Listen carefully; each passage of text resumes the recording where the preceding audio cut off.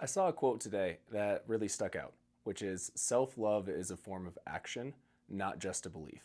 Credit where credit's due. This came from Mark Manson's newsletter. He does a really good job sending like journal prompts and just thought-provoking things that you can kind of run around your head. The second part of it was that the only way to feel better about yourself is to do things that are worth feeling good about. This got me thinking, a lot of times we say the things like, do the work, but we don't actually talk about like what that actually means. Where this ended up taking me was being a little bit pensive and thinking about what times I actually felt good about myself and what actions I was tangibly doing that actually helped feed that. This is where I noticed that there was a disparity.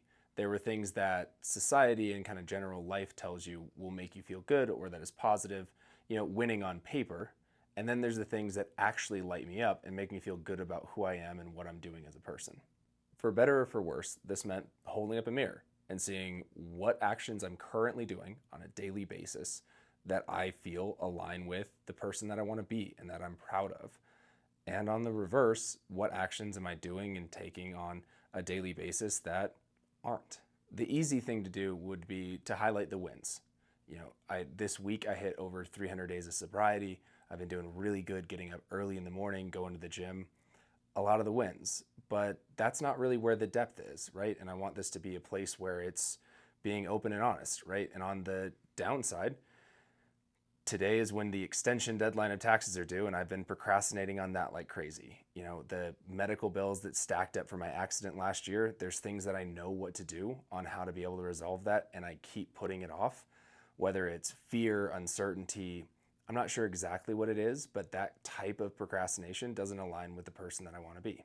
And this isn't something where it's time to self-flagellate and beat yourself up about it, but I'd challenge you to hold up the mirror and see where in your life you're doing things that align really well with that, call it higher self or the person that you want to be, and where you're not.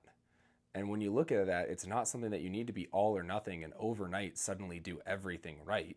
The opportunity is to just pick one or two things that you can tangibly do to start moving the needle and tipping over to the point where you have more actions in the positive side than you do the negative. We're always going to have some, we're human, but how can you start intentionally tipping the scale to the point where you're acting in more alignment with the person that you want to be?